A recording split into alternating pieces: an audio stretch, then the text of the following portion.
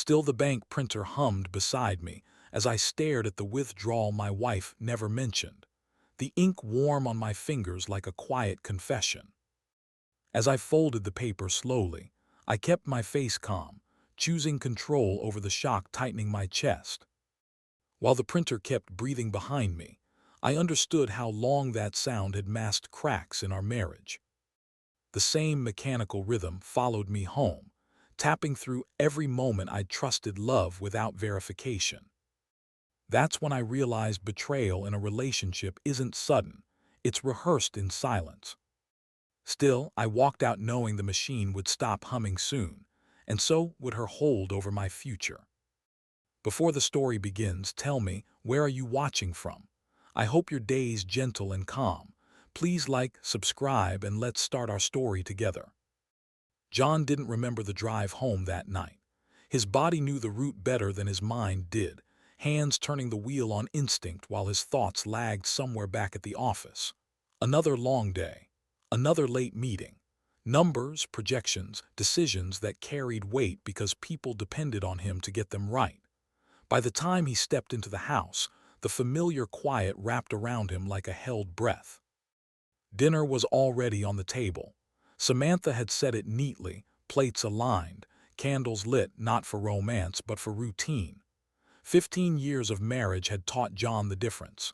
He loosened his tie, kissed her cheek, and sat across from her, the clink of cutlery filling the space between them. They talked about ordinary things at first: the neighbor's new car, a fundraiser at their daughter's school, a leaking faucet Samantha wanted fixed. Then, halfway through the meal, she said it casually, like it barely deserved attention. "I've been taking care of the bills," she said. "You don't need to worry about them anymore." John looked up, fork paused midair.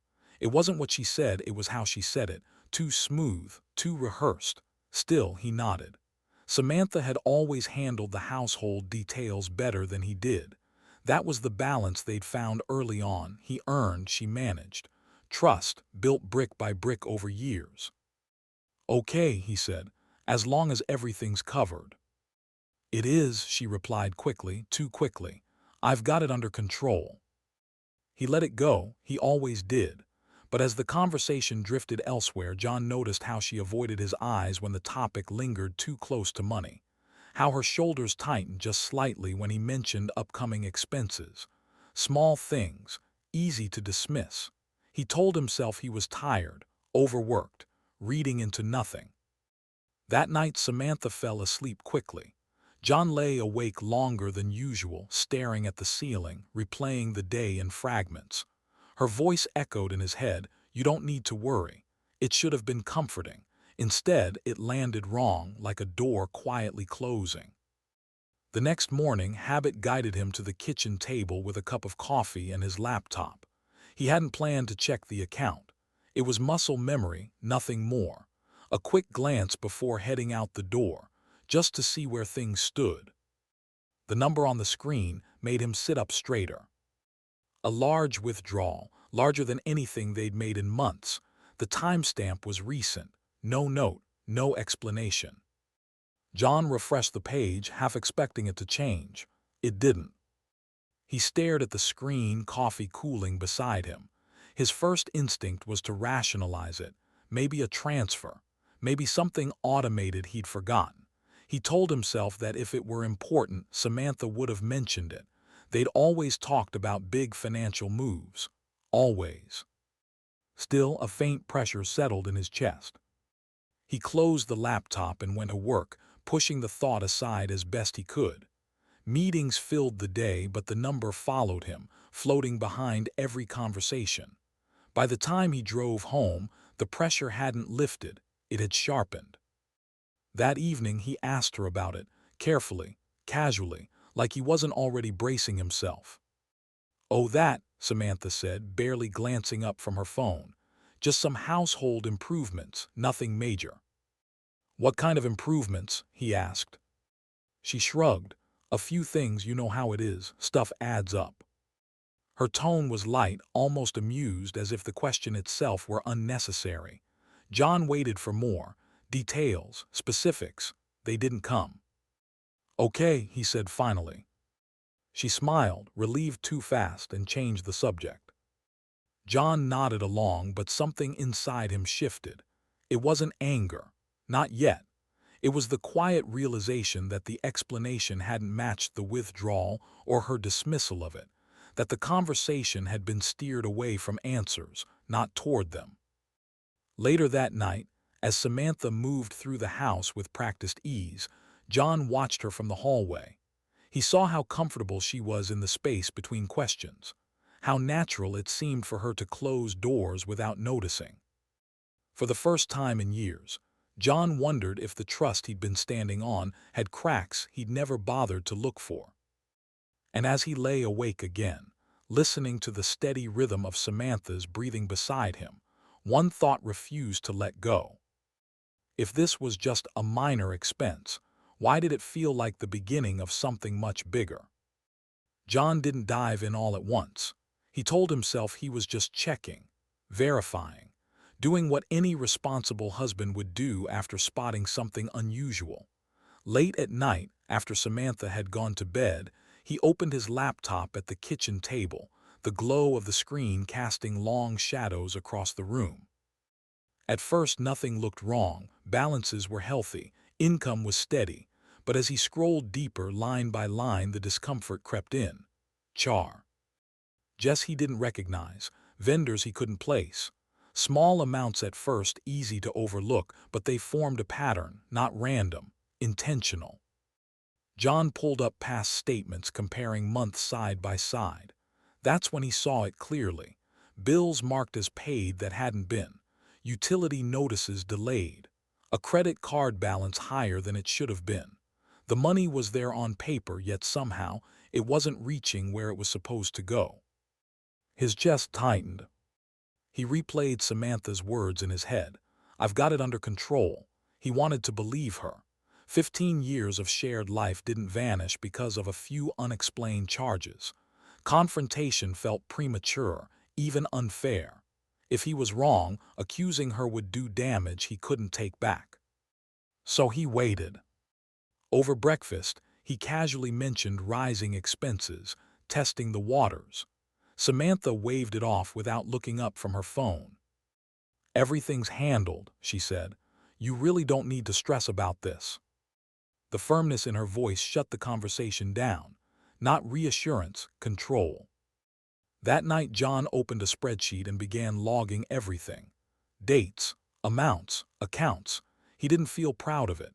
He felt like a stranger in his own house, sneaking around a life he thought he understood. Still, the more he tracked, the clearer the picture became. There were transfers between accounts he hadn't known existed, payments routed through unfamiliar channels. It wasn't chaos, it was organized. Someone had taken the time to structure this. Sleep became shallow. Every notification on his phone pulled him back into the numbers. He started checking balances during lunch breaks, in the car, even between meetings. The man who once trusted without question now verified everything, quietly, methodically. One afternoon, a late fee appeared on an account that should have been paid weeks earlier. John stared at the screen, anger flickering beneath the surface. Not explosive, controlled, focused. This wasn't forgetfulness. This was neglect at best, deception at worst. Still, he said nothing. Instead, he made a call he never imagined needing to make. Lauren answered on the second ring. Her voice was calm, professional, the kind of steadiness John suddenly realized he needed. He explained carefully, sticking to facts, avoiding emotion. Discrepancies, unpaid bills, transfers that didn't make sense. Lauren listened without interrupting. When he finished, she paused. "Don't confront her yet," she said. "Not until you understand what you're dealing with." John exhaled slowly. "If there's something hidden," she continued, "a direct confrontation could push it further underground. Follow the trail, document everything, and protect yourself by staying quiet until you're sure." The word protect lingered with him after the call ended. That evening, Samantha laughed at something on television, relaxed, unbothered. John watched her from across the room, wondering how two people could inhabit the same space while standing on completely different truths. He added another entry to his spreadsheet before shutting down the laptop. The numbers were no longer just numbers.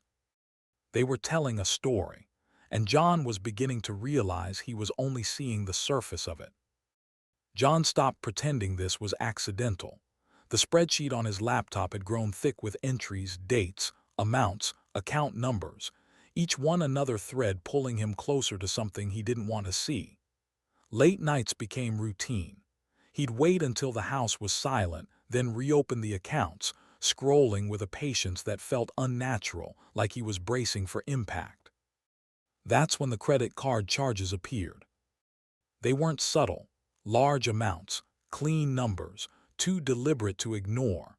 He cross-checked them against statements from previous months, hoping to find a pattern that made sense.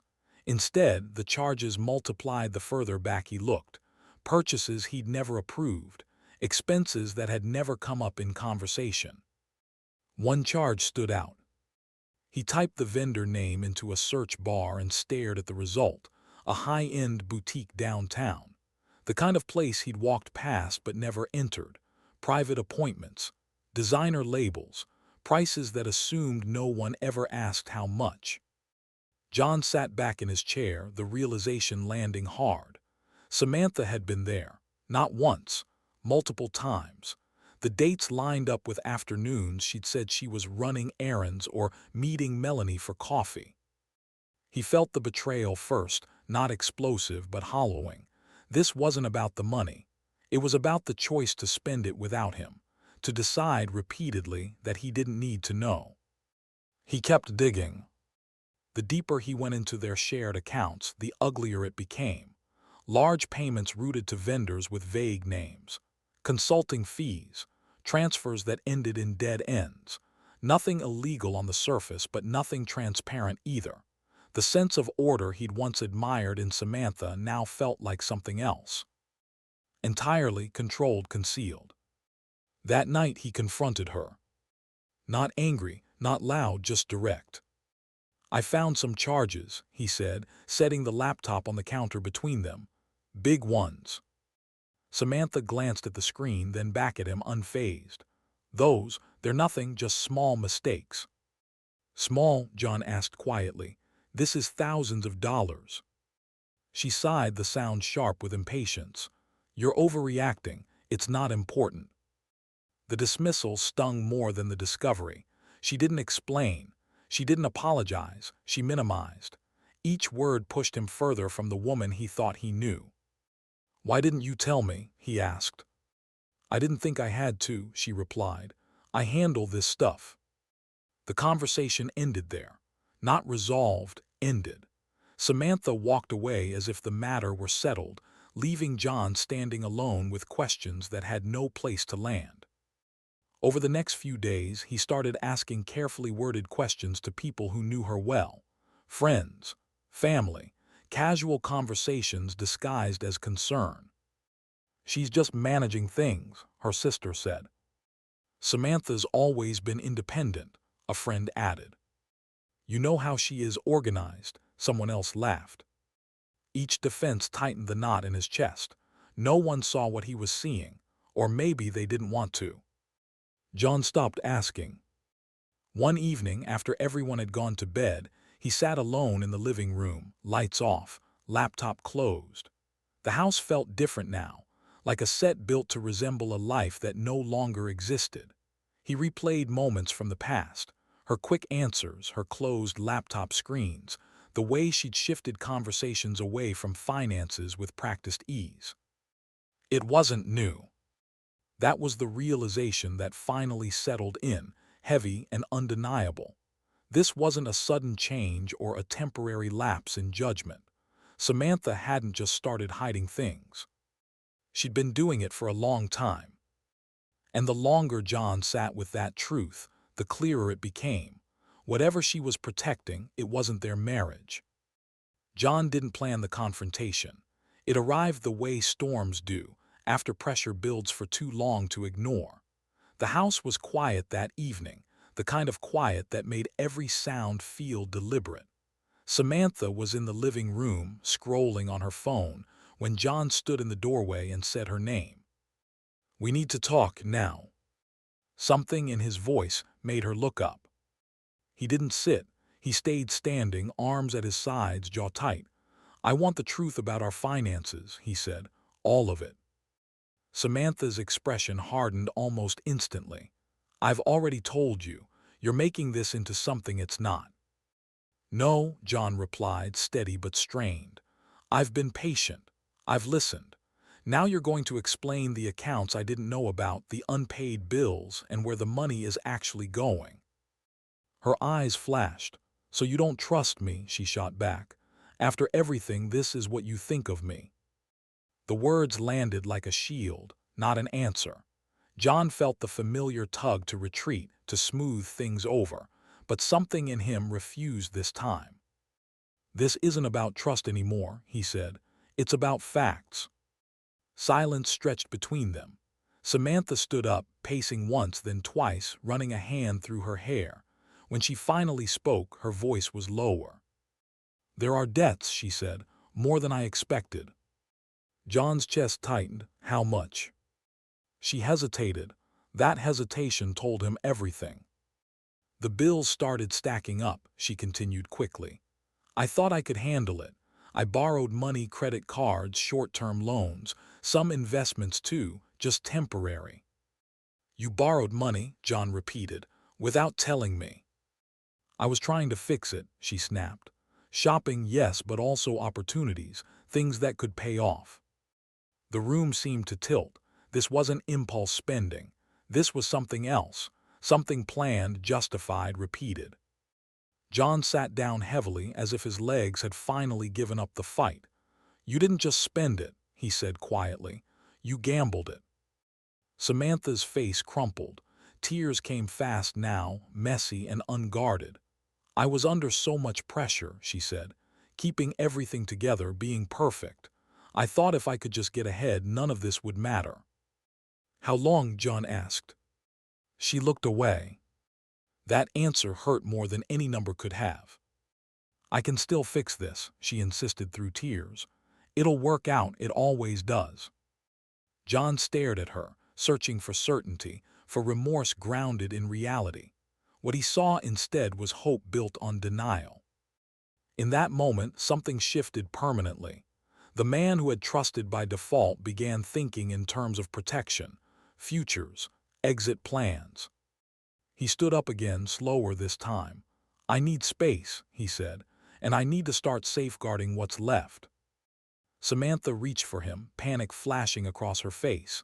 "John, don't do this. You're blowing it out of proportion." He stepped back. "No," he said, "I've been minimizing it, and it stops now." As he walked out of the room, the weight of her confession followed him. Not just debt, but the realization that the life he thought was secure had been balanced on secrets for far longer than he'd known. And for the first time since this began, John wasn't just reacting. He was preparing. John didn't want to hire a private investigator. The idea alone felt like crossing a line that couldn't be uncrossed, but denial had already cost him too much, and hope, blind, stubborn hope, had nearly done the same. 2 days after the confrontation, he sat in a quiet office on the north side of the city, explaining his marriage to a stranger who listened without judgment and took careful notes.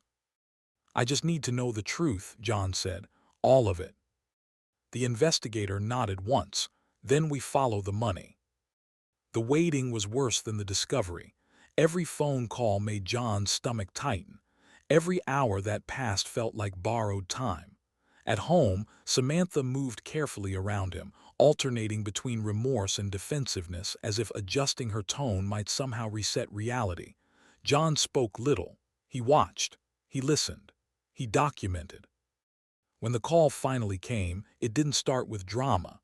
It started with confirmation. "There are accounts you didn't know about," the investigator said. "Several." John closed his eyes.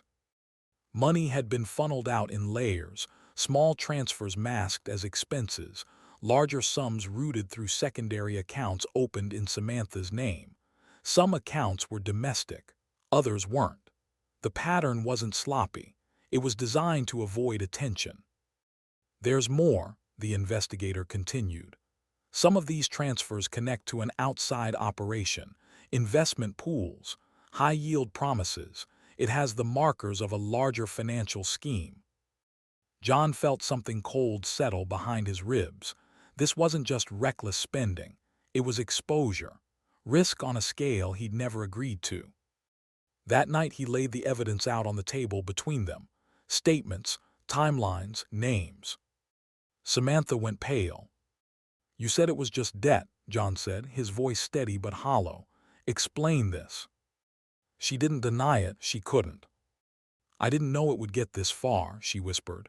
"At first it seemed legitimate. Everyone was doing it. I thought I could pull us ahead." "By hiding it?" John asked. Her silence answered for her. "There's more than mismanagement here," she admitted finally. "It might be something bigger." The word scam hung between them, unspoken but undeniable. John stood there, the evidence heavy in his hands, and realized how close he was to losing everything. Not just money, but reputation, stability, the future he'd built piece by piece. If authorities got involved, if accounts were frozen, if his name was tied to something he hadn't chosen. The thought stopped him cold. He didn't sleep that night. Instead, he made another call.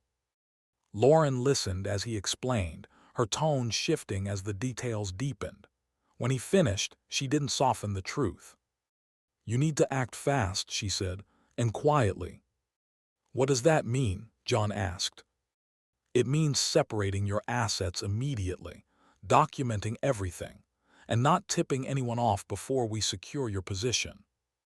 John stared out the window at a city that suddenly felt hostile.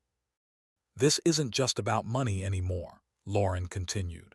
"If there are legal implications, timing matters. One wrong move could pull you into something you didn't create."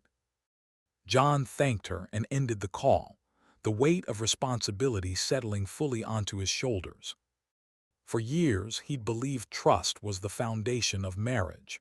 Now, he understood something else mattered just as much: clarity, and he'd waited too long to demand it. As dawn crept in through the blinds, John made a quiet decision. Whatever Samantha had gotten herself into, he would not go down with her. John moved quietly, the way people do when they understand noise creates consequences. Lauren's words echoed in his head as he sat in his car outside the bank, hands resting on the steering wheel longer than necessary. Act fast, act discreetly. This wasn't revenge, it was containment. Inside, he signed forms that felt heavier than their paper weight suggested. Joint accounts were frozen. New ones were opened in his name alone. Assets he'd spent years building were methodically separated, each step another acknowledgement that the life he thought he shared had already been fractured. He told himself he was doing what any responsible person would do. Still, his chest tightened with every signature. Samantha noticed within days. "What did you do?" she demanded, holding her phone out like evidence. "My card declined." John didn't look away. "I protected what was left." Her voice rose. "You had no right. You're acting like I'm some criminal." "I'm acting like someone who refuses to lose everything," he replied. She accused him of overreacting, of sabotaging her attempts to fix things, of turning a problem into a crisis. The words came fast, sharp, desperate. John listened, unmoved. He'd already crossed the line where reassurance lived. Behind the scenes, he met with a financial advisor recommended by Lauren. The man was thorough, clinical, uninterested in excuses. They went over portfolios, liabilities, exposure. Every number told a story John wished he'd read sooner. "You're not ruined," the advisor said, "but you're vulnerable." That word stuck. They restructured what they could, moved what was still salvageable, and documented everything. John felt like an archaeologist of his own marriage, uncovering layers of decisions he'd never known existed, spending patterns, hidden obligations, commitments made without his consent. At home, Samantha grew increasingly agitated. She checked balances obsessively, questioned every change, searched for loopholes. The control she'd once held was slipping, and it terrified her. "You're punishing me," she said one night, tears sharp with anger. "I said I was trying to fix it." "You tried to fix it alone," John answered. "That's the problem." As he continued digging, the scope became undeniable. This wasn't just a few bad choices. It was a sustained pattern, months, maybe. The house felt smaller than it ever had, not because the walls had moved, but because the truth had. It pressed in from every corner, leaving no room for pretense. John stood at the kitchen window, watching dusk settle over the neighborhood, when he realized there was nothing left to delay. No more quiet moves. No more waiting for clarity to arrive on its own. "Samantha," he said without turning, "we're going to talk, and this time I'm not stopping halfway." She froze behind him. He could hear it in her breathing. They sat across from each other at the same table where they'd once planned vacations, discussed school schedules, argued about paint colors. Now the space between them felt deliberate, measured. John had folders in front of him, not to intimidate but to anchor himself in facts. "I know about the ventures," he said calmly. "All of them, the accounts, the transfers, the risks you took without telling me." Samantha opened her mouth, then closed it. For once, there was no quick defense waiting to be deployed. "I need to hear it from you," John continued. "Everything." Her shoulders sagged, the fight draining out of her. "I didn't think it would spiral," she said quietly. "It started small. Someone I trusted said it was safe. High return, short term." "And the shopping?" John asked. She looked down. "Sometimes it didn't feel real anymore. The money. I thought if I kept everything looking normal, it would be normal." The admission hit him harder than anger ever could. This wasn't just deception. It was escape. "You used our life as collateral," John said. His voice didn't rise. It didn't need to. "And you decided I didn't deserve a say." Tears streamed freely now. "I was trying to secure our future," she pleaded, "in my own way." John shook his head slowly. "You weren't securing anything. You were gambling, and you hid it from me." The silence that followed was heavy, final. When he spoke again, something in him had already crossed a line. "I can't trust you anymore," he said. "And without trust, this," he gestured vaguely between them, "doesn't function." Her head snapped up. "What are you saying?" "I'm saying I'm preparing for separation," John replied. "Financially, legally, and emotionally." The words landed like a physical blow. Samantha stared at him, stunned, as if she'd expected anger but not resolve. "You can't just do that," she whispered. "I already am." She stood, panic breaking through the shock. "John, please, I'll fix it, I swear. I'll do anything." He believed she meant it. That was the tragedy of it. But meaning wasn't enough anymore. "I'm separating our finances," he continued.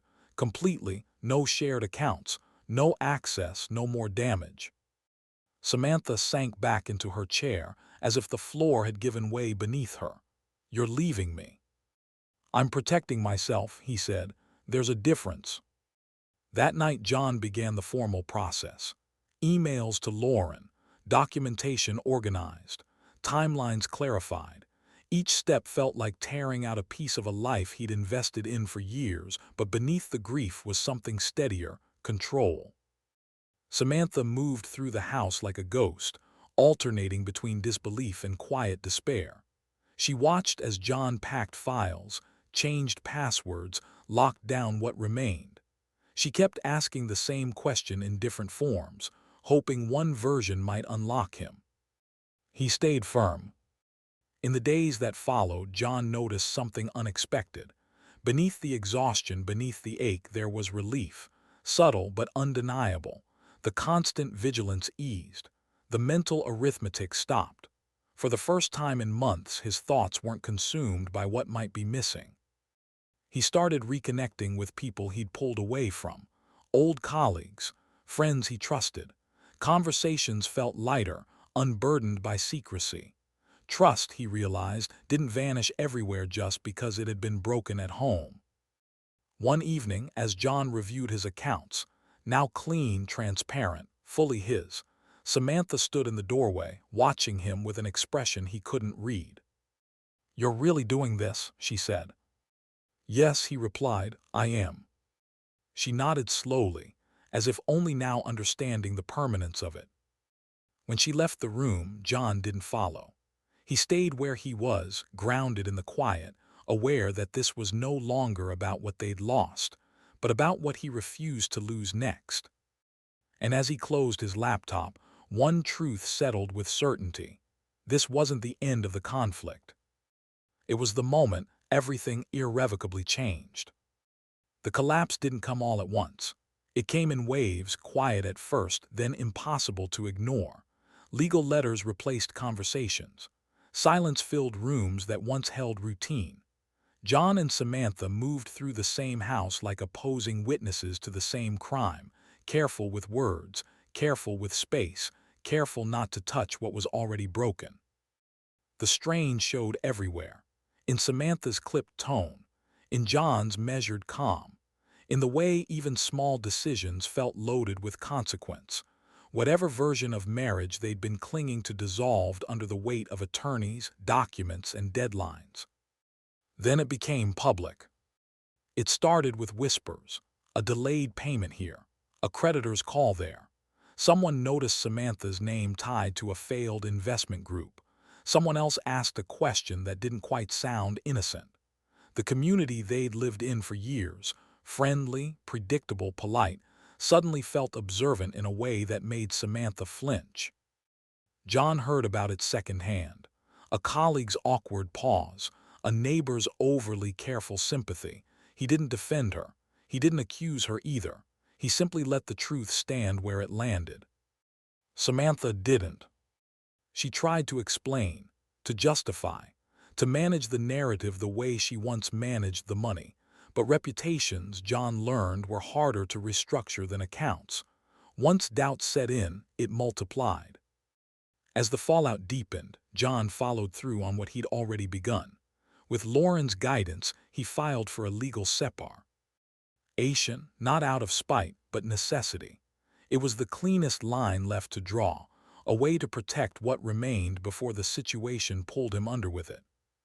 When Samantha received the paperwork, she sat at the kitchen table for a long time, reading the same page over and over. When she finally looked up at John, something had changed. "I didn't think it would come to this," she said quietly. "I did," John replied. "That's why I acted." For the first time, she didn't argue. The legal process moved forward relentlessly. Deadlines replaced promises. Evidence replaced intention. Samantha began to understand the full scope of what she'd done, not just financially, but relationally. Every attempt she made to explain herself landed against a wall John no longer lowered. "I know I broke your trust," she said one evening, voice barely steady, "but I'm trying to fix it." John nodded once. "I believe you're trying." That was all he said. Because effort didn't rebuild trust, consistency did, and too much damage had already been done. The legal battle intensified, pulling in records, timelines, explanations that Samantha struggled to provide. Each new detail reinforced what John had already accepted. There was no returning to the way things were. No version of reconciliation that didn't ignore reality. Still, Samantha searched for redemption. She met with advisors, tried to negotiate settlements, offered transparency she should have given years earlier.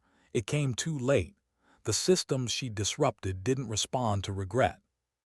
John, meanwhile, turned inward, but not in isolation. He started reclaiming parts of himself that had been sidelined. Early mornings at the gym, evenings spent reading instead of monitoring accounts, conversations that weren't shadowed by suspicion. He didn't feel victorious, he felt steadier. Distance became necessary. Emotional, physical, procedural. John moved his personal belongings into a separate space. Samantha packed boxes in silence.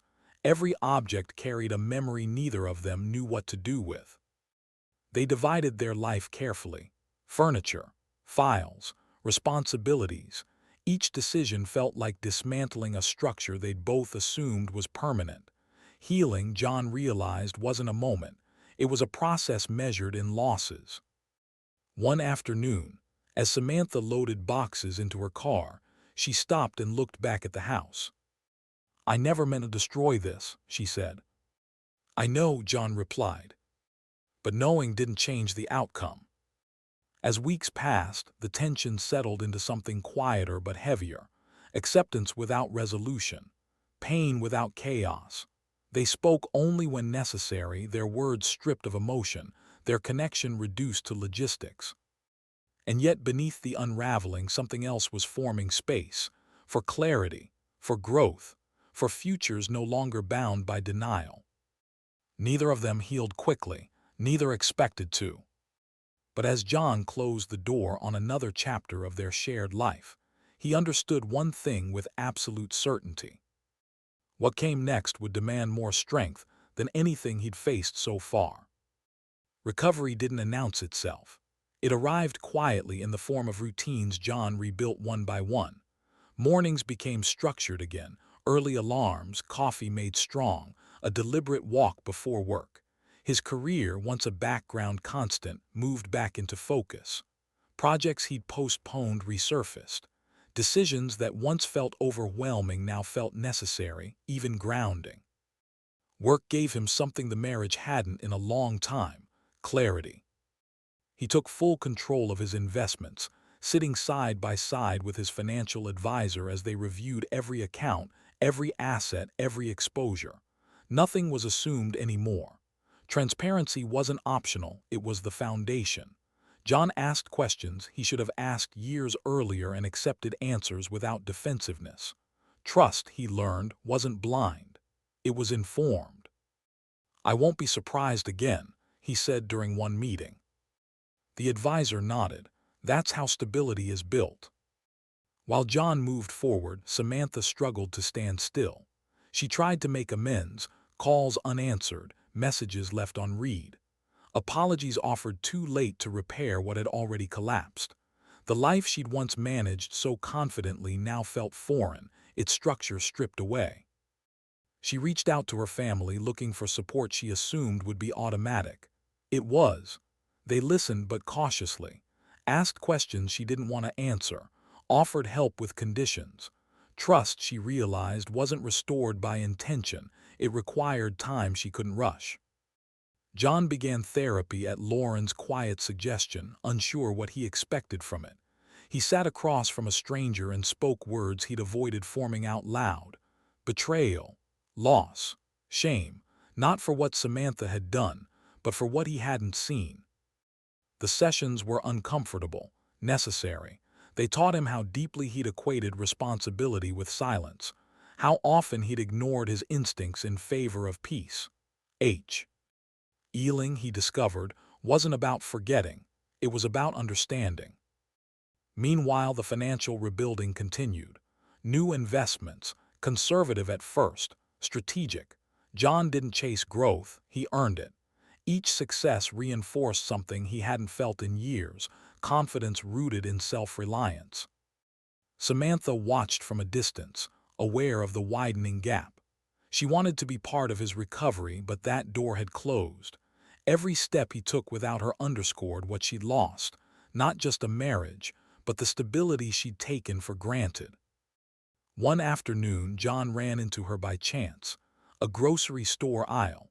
An awkward pause, polite conversation. He noticed the strain in her voice, the way she chose her words carefully, as if afraid of saying the wrong thing. "I'm trying to get back on my feet," she said quietly. "I hope you do," he replied, meaning it without opening himself up. That night, John reflected on how far he'd come and how far there was still to go. Healing wasn't linear. Some days the grief returned unexpectedly. Other days, determination carried him forward without effort. He understood now that the past couldn't be rewritten, but the future, carefully, deliberately, could be shaped. And as he reviewed his plans for the next year, one truth settled in. Recovery was not the end of the story. It was the preparation for whatever came next. The house no longer echoed with arguments. That phase had passed. What remained was quieter and somehow more exhausting. John and Samantha existed in parallel, careful not to cross paths unless necessary. Conversations were reduced to logistics, schedules, documents, short sentences that avoided anything resembling emotion. It felt like a ceasefire, not peace. John spent most evenings at his desk, paperwork spread neatly in front of him, phone on silent. Calls with Lauren became routine, focused, and efficient. They discussed asset division, timelines, contingencies. Each decision moved them further from the life they once shared and closer to a separation that now felt inevitable. Samantha watched these preparations with a mix of resentment and disbelief. "You're treating this like a business transaction," she snapped one night. "Like I don't matter." John didn't look up from the document he was reviewing. "I'm treating it like reality." She accused him of being cold, controlling, of abandoning her when she needed support the most. The words were sharp, familiar, aimed not to resolve anything, but to provoke guilt. "You act like you're perfect," she said, "like none of this is your fault." John finally looked at her then. "I'm not perfect," he said evenly, "but I didn't lie, and I didn't hide our future from you." That ended the conversation. As days turned into weeks, Samantha continued to minimize what she'd done. She reframed her choices as mistakes anyone could make. She focused on intention instead of impact. Each attempt to rewrite the past only widened the distance between them. John felt the frustration build, not explosive but corrosive. He hoped, maybe naively, that accountability would eventually surface, that she'd acknowledge the depth of the damage without qualifiers. It didn't happen. Instead, Samantha leaned into emotion when logic failed. Tearful apologies followed by defensiveness, memories offered as leverage. "After everything we've been through," she'd say, "after all these years." John recognized the pattern now. It no longer worked. He found relief elsewhere. Quiet dinners with friends who didn't ask for explanations. Long walks where he could think without interruption. Even solitude felt different, less like loneliness, more like space. One night a friend asked him gently, "How are you really holding up?" John paused before answering. "Stronger than I expected," he admitted. That surprised him. Samantha sensed the shift. The less reactive he became, the harder she pushed. She questioned his decisions, implied he was being influenced, suggested reconciliation without addressing the core issues. "You're giving up too easily," she said. "No," John replied. "I gave too much for too long." The emotional distance between them hardened into something fixed, not hatred, not bitterness, acceptance edged with resolve.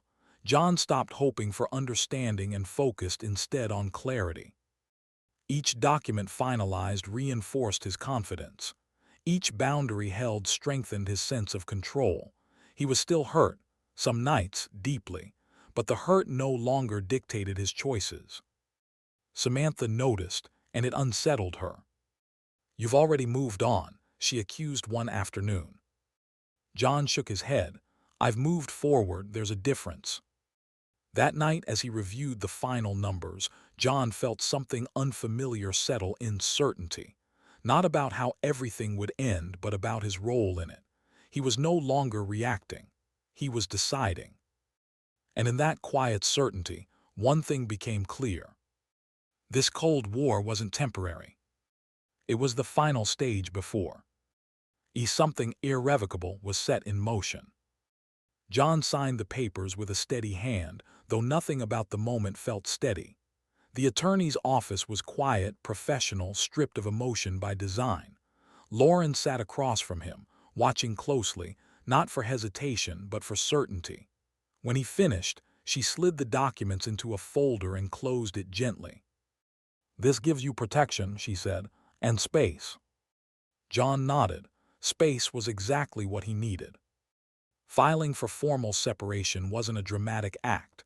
There were no raised voices, no final speeches. It was a decision made after too many nights of clarity followed by too many mornings of the same truth. The marriage had become a loop: defensiveness, denial, regret, repeat. Breaking it required something stronger than hope. When Samantha found out, her reaction was immediate. "You didn't have to do this," she said, eyes wide with disbelief. "We could have handled it privately." "We tried," John replied. She called it betrayal, said he was abandoning her when she was trying to change. Her apologies came quickly, layered with urgency but thin. They acknowledged pain without accepting responsibility. "I said I was sorry," she insisted. "What more do you want from me?" "Accountability," John said quietly, "and time." Lauren advised him not to waver. "This isn't punishment," she reminded him. "It's a pause, one that might be the only way either of you can heal." Samantha didn't see it that way.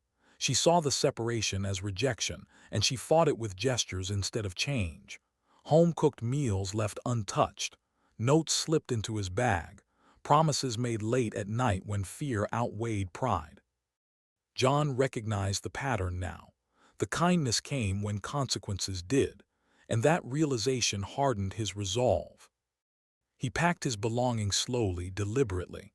Clothes first, documents next. The items with memories were last. Each one carried weight, but he didn't let himself linger. On moving day, he loaded his car in silence while Samantha watched from the doorway, arms wrapped around herself. The apartment was small, sparse, quiet in a way that felt unfamiliar. But when John set his keys down and closed the door behind him, something in his chest loosened. For the first time in months, he wasn't bracing for the next confrontation. Samantha struggled almost immediately. Without John's presence, the system she relied on faltered. Bills felt heavier. Social circles shifted. She worked hard to maintain appearances, but cracks showed. Friends asked careful questions. Family offered guarded support. She was alone with the consequences now. John, too, felt the weight of separation. Nights were long. Silence was unforgiving, but it was honest.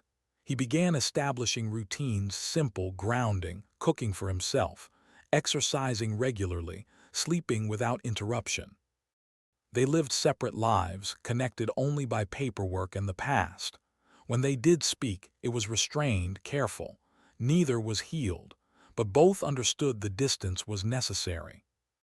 One evening, as John stood in his apartment looking out over the city lights, he felt the grief settle in fully, not sharp but deep. The end of something familiar always hurt, even when it was the right choice. Still, beneath the grief was resolve. This break wasn't the end. It was the boundary that would decide what came next. The realization didn't arrive with drama. It came quietly in the form of a declined transaction. Samantha stood at the checkout counter, card in hand, watching the cashier try again. And then again. The polite smile turned uncertain. The line behind her shifted. When the terminal beeped one final time, final and absolute, Samantha felt the ground tilt beneath her. "There must be a mistake," she said, forcing a laugh that didn't land. It wasn't a mistake. Back in her car, she logged into the account, fingers trembling. The screen confirmed what she already knew but hadn't accepted: restricted access. Frozen. No transfers, no cushion. For years, money had moved when she needed it to. Now it didn't move at all. For the first time, Samantha had to stop and calculate. Groceries, gas, rent, everything suddenly had edges, limits, consequences. She cut subscriptions she barely remembered signing up for. Returned items she'd bought out of habit, not need. The lifestyle she'd curated collapsed into something smaller, tighter, unforgiving. The weight of it pressed in daily. Each decision reminded her of what she'd taken for granted and what she'd destroyed. Meanwhile, John's life was opening instead of shrinking. His apartment no longer felt temporary. It felt intentional. He filled it slowly with things he actually used. His mornings belonged to him. His evenings stretched without tension. He picked up old hobbies, cycling, reading, projects he'd abandoned when life became about maintenance instead of joy. Financially, he felt lighter than he had in years, not richer, freer. He reviewed his accounts with anxiety, made decisions without secrecy hovering in the background. The sense of control wasn't intoxicating, it was stabilizing. Samantha noticed the shift from a distance. She started texting him. Nothing direct, just check-ins. Hope you're doing okay, just wanted to see how work's been. John read them. Sometimes he replied, short, neutral, never inviting. The dynamic had changed, and Samantha felt it slipping further from her grasp. The final blow came unexpectedly. A mutual acquaintance mentioned John's new investment project in passing, how well it was going, how confident he seemed. Samantha smiled politely, but inside something fractured. John wasn't just surviving without her. He was thriving. That night she sat alone, scrolling through old photos, old messages, looking for the moment everything turned. The truth surfaced slowly, painfully. She hadn't lost control because of bad luck. She'd surrendered it piece by piece, choice by choice. Emily came over a few days later. No pleasantries, no softening the edges. "How did you let it get this far?" Emily asked. The question cut through the fog. Samantha didn't defend herself, didn't deflect. She sat with it finally. "I didn't think the rules applied to me," she said quietly, "and when they did, I pretended they didn't." It was the first honest sentence she'd spoken in months. Alone again, Samantha faced the truth she'd been avoiding. No one had sabotaged her. No one had forced her hand. She had built the downfall herself, and no apology could undo that. And somewhere across the city, John continued forward, unaware that this moment, this realization, might be the first real shift Samantha had made. But whether it was enough remained to be seen. John didn't rush into the next chapter. He approached it the way he approached everything now, measured, deliberate, grounded in reality. Months of financial clarity had given him something he hadn't felt in years, confidence without anxiety. When the opportunity came to invest in a small but promising business venture, he didn't jump. He evaluated, asked questions, reviewed projections twice. Then he said yes. The investment wasn't flashy. It didn't promise overnight returns or inflated prestige. It offered stability, growth, and control, three things John had learned to value above everything else. Signing the papers felt different this time. No secrecy, no second guessing, just intention. As the venture took shape, John found himself reconnecting with people he'd once drifted away from. Industry contacts, former colleagues, mentors who remembered him as capable, decisive, present. Conversations flowed easily now, unburdened by the quiet stress he used to carry home every night. For the first time in a long while, his professional identity wasn't overshadowed by crisis. Across the city, Samantha faced a very different reality. She sat in a small office, listening as a loan officer explained the numbers she already knew. Credit damaged, history flagged, risk too high. The answer came politely, but it was final. "I'm sorry," the woman said. "We can't approve this." Samantha nodded, masking the humiliation. She walked in hoping for relief. She walked out with confirmation of her limits. Each rejection forced her to confront what she'd done, not in theory, but in consequence. The safety net she'd relied on was gone. John's financial support, once assumed, was no longer part of the equation. Neither was his emotional steadiness. Meanwhile, John's venture began to thrive. Early successes built momentum. Small wins turned into meaningful growth. He wasn't chasing validation, but he felt it nonetheless. In meetings where his voice carried weight, in decisions that paid off, in the quiet satisfaction of building something clean. His self-worth stabilized alongside his finances. Samantha watched from the margins, forced to acknowledge the shift she'd never anticipated. She hadn't just lost access to money, she'd lost partnership, advocacy, belief. That loss lingered. One evening, alone in her apartment, she opened her laptop, not to check accounts but to search for therapists. The act felt both small and monumental. The first appointment was awkward. The second was harder. But slowly, Samantha stopped explaining and started listening to herself. She spoke about control, about fear, about how managing money had become a way to avoid facing deeper insecurities. For the first time, she didn't frame her choices as accidents. John continued forward, not with anger but with purpose. He invested more time in what he was building, strengthened his network, protected his boundaries. Every step reinforced the truth he'd learned the hard way. Stability was earned, not assumed. The balance of power had shifted, not through punishment but through accountability. And as Samantha confronted herself in quiet rooms, and John expanded his future in open ones, the distance between who they had been and who they were becoming grew impossible to ignore. The question wasn't whether things had changed. It was whether change had come soon enough to matter. They met on neutral ground, not the house they'd once shared and not John's apartment. A quiet cafe halfway between their new lives, chosen for its anonymity. The kind of place where conversations stayed contained, where no one expected warmth. Samantha arrived first. When John walked in, she stood instinctively, then stopped herself, unsure of the gesture. He nodded, polite but guarded, and sat across from her. For a moment, neither spoke. "I won't take much of your time," Samantha said finally. Her voice was steady but effortfully so. "I just needed to say some things out loud." John listened. That was all he offered. "I didn't understand the weight of the lies," she continued. "Not really. I told myself they were temporary, that once things worked out, none of it would matter. I see now how wrong that was."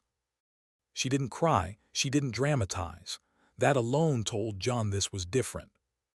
"I didn't just hide money," she said. "I hid decisions. I took away your right to choose, and I did it repeatedly." John felt the familiar tightening in his chest, but he didn't interrupt. He'd learned the value of silence. "I'm not asking you to trust me again," Samantha said. "And I'm not asking for reconciliation. I know that bridge isn't just damaged, it might be gone." That caught his attention. "I want to make amends," she added. "Not to fix us, to fix me." John leaned back slightly, studying her. There was regret there, but not desperation. Accountability without expectation. "I hear you," he said carefully, "but healing doesn't erase consequences." "I know." He chose his words with intention. "Forgiveness is possible, over time, but reconciliation, that's a different thing, and it would take longer than either of us can predict." Samantha nodded. "I won't rush you or push." They talked about logistics next, communication boundaries, when to check in, when not to. It wasn't warm, but it was respectful. For the first time in a long while, the conversation wasn't about control. As they stood to leave, Samantha hesitated. "Thank you," she said quietly, "for listening." John nodded again. "Take care of yourself." As he walked away, he didn't feel relief. He felt something more fragile, possibility, edged with caution. Healing had begun, but it would not be quick. The numbers kept changing, but the story stayed the same. John sat with his financial advisor and attorney as updated reports came in, each one peeling back another layer of damage Samantha's decisions had left behind.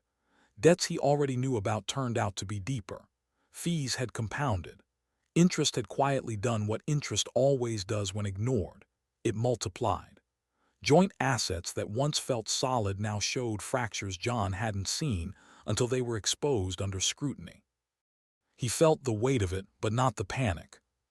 That part of his life was over. The investigation continued methodically. Every account was traced, every liability documented. John watched the process with a strange mix of grief and detachment.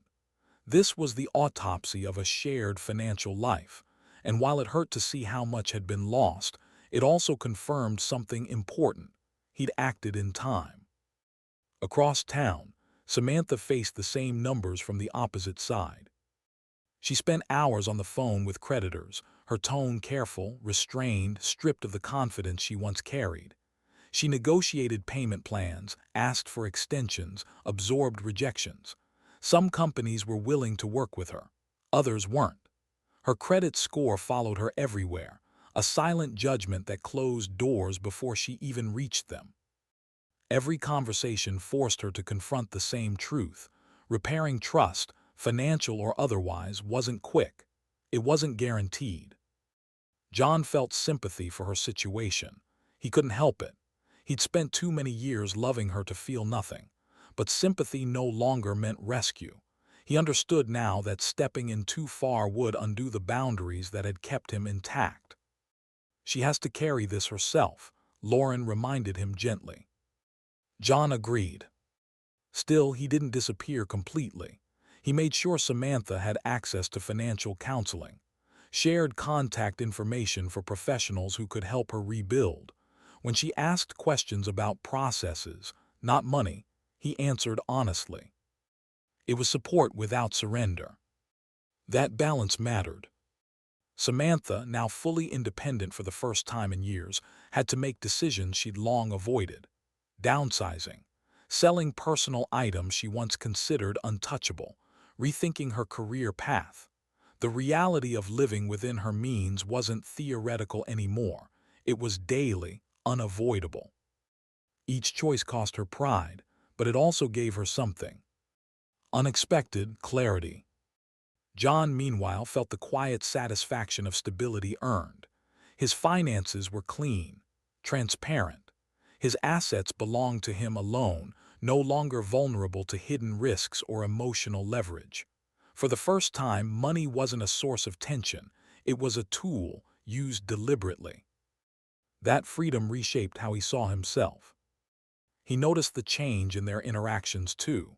The tension softened, not because wounds had healed completely, but because expectations had adjusted. Samantha no longer looked to him for solutions.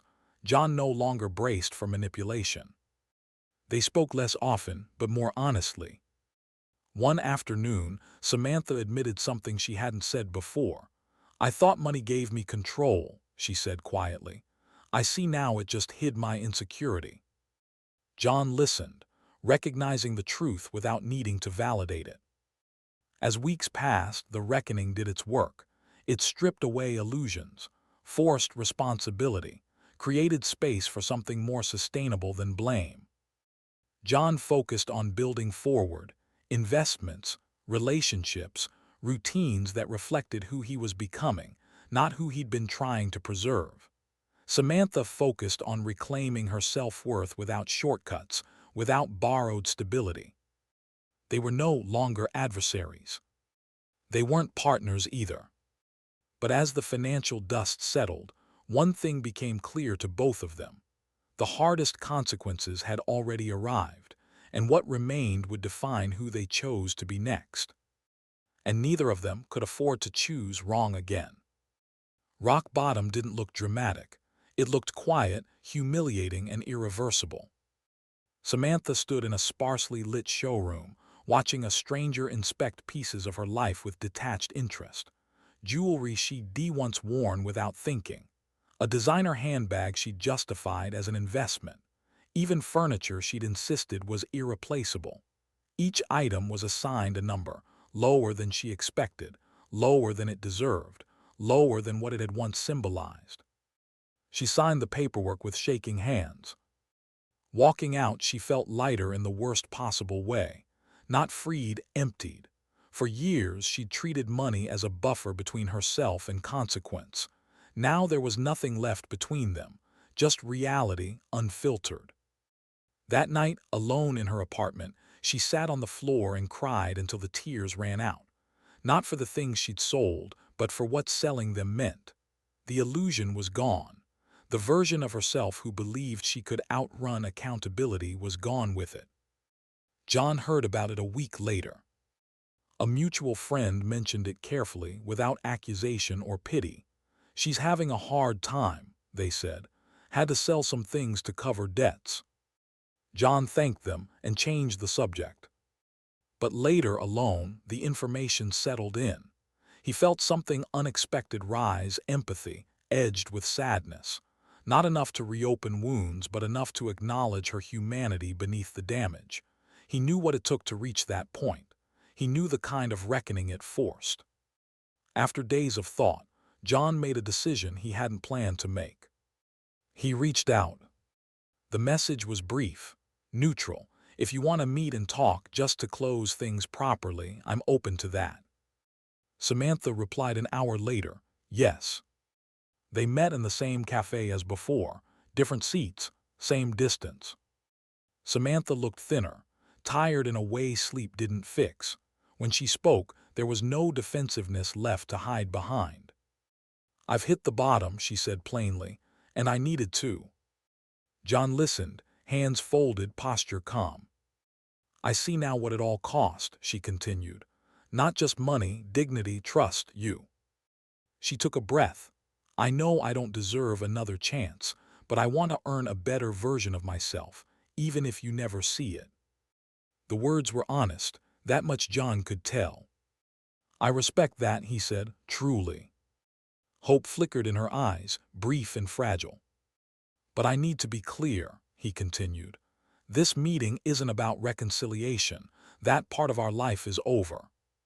The hope faded, pain replaced it, but not surprise. "I've moved on," John said gently. "Not emotionally untouched, but forward, and I can't undo that." Samantha swallowed hard. "I thought I was prepared to hear that," she said. "I was." They sat in silence for a moment, the finality settling between them. "I accept it," she said eventually. "I don't like it, but I accept it." That acceptance mattered more than any apology. "I'm going to rebuild," Samantha added. "On my own, no shortcuts, no pretending." John nodded. "That's the only way it works." When they stood to leave, there was no embrace, no lingering, just two people acknowledging the end of something that had shaped them both. As Samantha walked away, the pain didn't disappear, but it changed. It sharpened into resolve. And as John stepped back into the street, he felt the weight lift, not because things had been fixed, but because they'd been finished. This was the true turning point. Not revenge, not victory, acceptance. And with it, the quiet beginning of two separate lives, finally moving in the direction they were meant to go. Time softened the sharp edges, not by erasing them, but by giving them context.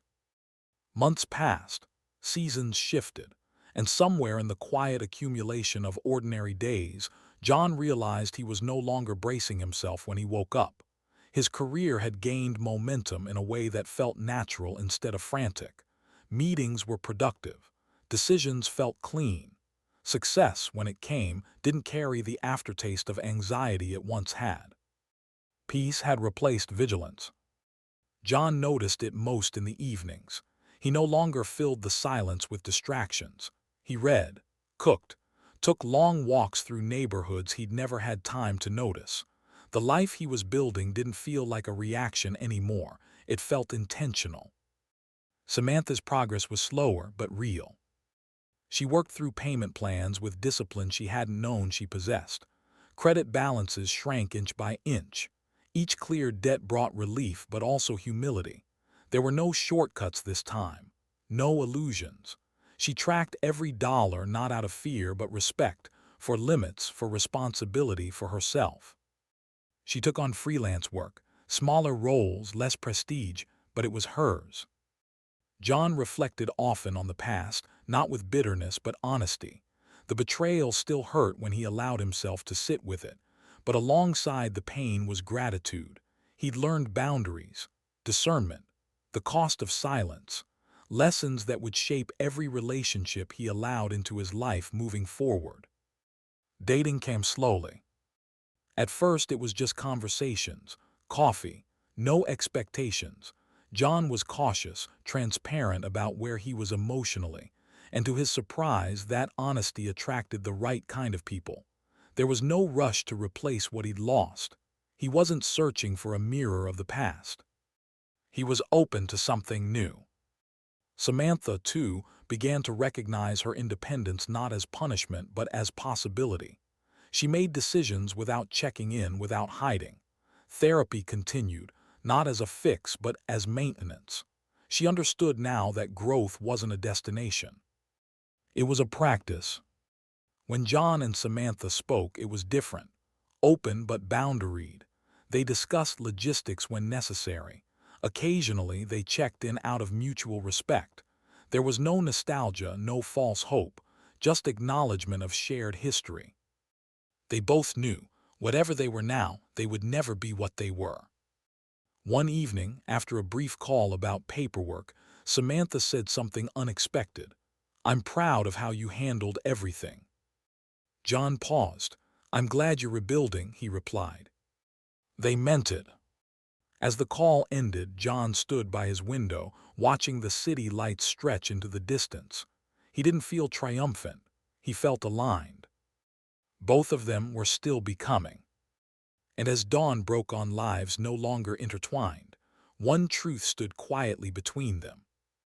The past had shaped them, but it no longer defined where they were going next.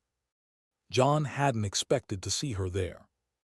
The event was small, an anniversary gathering for a mutual friend's business, held in a quiet downtown space with soft lighting and low conversation. John almost hadn't come. Social events still required a calculation he didn't always feel like making, but he'd shown up out of obligation, stayed out of courtesy, and was halfway through a conversation when he felt it, that subtle shift in awareness. Samantha stood near the far wall, speaking with someone he didn't recognize. For a moment time compressed, not painfully, just noticeably. She looked different, not transformed, but steadier, less guarded. When their eyes met, neither of them looked away. She approached first. "Hi, John," she said. "Hi," he replied, surprised by how neutral it felt. They stepped aside, creating a small pocket of space that felt oddly calm. No tension, no rehearsed defenses. "I didn't know you'd be here," Samantha said. "I almost wasn't," John answered honestly. They shared a brief smile, not nostalgic, not forced, just acknowledgement. "How have you been?" she asked. John considered the question before answering. "Good, busy, grounded." She nodded. "That fits." There was no need to fill the silence. They'd both learned the value of letting moments breathe. They spoke briefly, about work, about mutual acquaintances, about the city changing faster than either expected. Nothing personal, yet nothing superficial. The conversation moved easily, like two people who had already said everything that needed saying. John noticed the absence of bitterness. He wasn't measuring her words or scanning for subtext. He simply listened. And in doing so, he saw her clearly, not as the woman who had betrayed him, but as someone who had confronted herself and survived the reckoning. Samantha noticed it too, the way John stood relaxed, the way his attention wasn't divided or defensive. He seemed settled. "Yes, I'm glad you're doing well," she said quietly. "So am I," he replied, then added, "I'm glad you are too."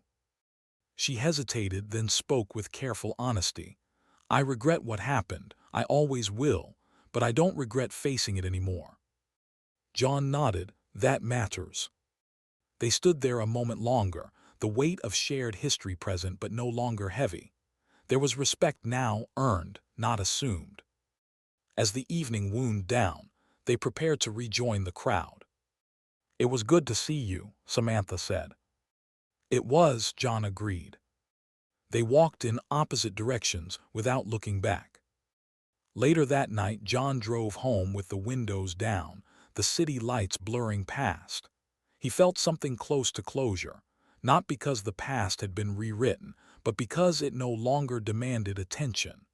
He was satisfied with where he stood, with what he'd built, with the direction his life was taking. Across the city, Samantha reflected on the encounter with a quiet confidence she hadn't felt before. She hadn't shrunk. She hadn't reached. She'd simply been herself, and that was enough. Both of them understood something essential as they moved forward into their separate nights. They hadn't just survived what happened. They had grown beyond it. And whatever came next would meet them as stronger, clearer versions of who they had become. The life John had built no longer felt like a recovery. It felt like home. His days carried a rhythm that was steady without being rigid. Work challenged him in ways that energized instead of drained him. The ventures he'd invested in paid off, not just financially, but personally. He trusted his judgment again, and that trust shaped every decision he made. For the first time in years, stability didn't feel fragile. Emotionally, he was lighter, not untouched by the past but no longer defined by it. He understood now that what he'd needed all along wasn't control over others but clarity within himself. Boundaries weren't walls, they were structure. Across the city, Samantha stepped into a life that finally belonged to her. It hadn't come easily. Independence rarely did, but the ground beneath her felt solid in a way it never had before. Her credit had stabilized. Her debts were under control, and the work she'd put into rebuilding herself had reshaped how she saw both success and failure. She launched a small business rooted in what she'd learned the hard way, helping others regain control of their finances after missteps. It wasn't glamorous, it was honest, and that honesty became its foundation. John and Samantha spoke occasionally, cordially, without tension. When they did cross paths at shared events or necessary meetings, the air between them was neutral, even warm in its own way. They didn't linger in memories. They didn't revisit old wounds. They had both moved on. Trust, they'd learned, wasn't something you granted once and assumed forever. It was something you maintained, examined, respected. Self-reliance wasn't isolation, it was responsibility.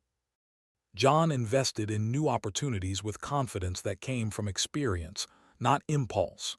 Each choice reflected the man he'd become, decisive, informed, grounded. Samantha, meanwhile, mentored others navigating financial recovery. She didn't position herself as an expert above mistakes, but as someone who had made them and survived. That humility earned trust faster than any credential could. They wished each other well when paths crossed, and they meant it. John continued to support their daughter, present and engaged, no longer second-guessing his instincts. He made decisions with clarity and stood by them. The role of provider no longer felt like pressure, it felt like purpose. Samantha watched from a distance, respectful of boundaries, proud in a quiet way. She no longer needed validation from him. Her confidence came from within. As time passed, the story they once shared became just that, a story. One with consequences, with lessons, with an ending that made room for better beginnings. And though they would always be connected by history, neither was tethered to it anymore. They had built lives that stood on their own. And that finally was enough. Life didn't return to normal. It became something better, intentional. John's days were full now, not with noise but with purpose. The investments he'd nurtured continued to grow, not recklessly but steadily. He surrounded himself with people who valued transparency, who respected boundaries, who understood that trust was built through consistency, not promises. His network expanded organically. Relationships formed not out of need but alignment. John never forgot the lessons of his marriage, the cost of silence, the danger of assumption, but he no longer carried them as wounds. They had become part of his framework, shaping how he led, how he chose, how he lived. Across town, Samantha stood in a small office she'd built from the ground up, listening as a client thanked her, not for miracles but for Nesty. Her business had taken off slowly at first, fueled by referrals and trust rather than hype. She taught people how to rebuild after financial missteps, not from theory, but from lived experience. She never hid her past. Instead, she used it. Mentoring became her calling. She spoke openly about accountability, about facing discomfort, about rebuilding credit and self-respect, one decision at a time. Watching others regain control of their lives gave her a sense of meaning she'd never found in control or image. Both of them thrived, separately fully. Family and friends noticed the change long before either of them acknowledged it out loud. The concern that once hovered around gatherings faded, replaced by quiet admiration. The story people whispered about no longer ended in tragedy, it ended in growth. Then one afternoon, their paths crossed for the last time. It wasn't planned, just timing. They met in a familiar place, one tied more to memory than emotion now. They stood across from each other, older in the ways that mattered, wiser, calmer, more grounded. "You look well," Samantha said. "So do you," John replied. They talked briefly, about work, about life, about how different everything felt. There was no edge to the conversation, no unspoken weight pulling it sideways, just two people acknowledging the distance they'd traveled. "Our relationship broke," Samantha said quietly, "but it didn't destroy us." John nodded. "It forced us to become better." They shared a moment of stillness, not mourning what was lost, but honoring what had been learned. Gratitude replaced regret, not because the pain hadn't been real, but because it hadn't been wasted. As they parted, there was no need for promises or closure speeches. The understanding was complete. They walked away in opposite directions, neither looking back. Later, John reflected on the journey, not as a cautionary tale, but as a foundation. His legacy wouldn't be defined by betrayal, but by how he responded to it, by the clarity he demanded, by the life he rebuilt with intention. Samantha reflected too, recognizing that independence wasn't something she'd lost. It was something she'd finally earned. The people who once worried about them now watched from a distance, relieved, impressed, inspired. And as John and Samantha walked into their separate futures, they knew that their past shaped them into the people they were today, ready to embrace new beginnings and face whatever came next.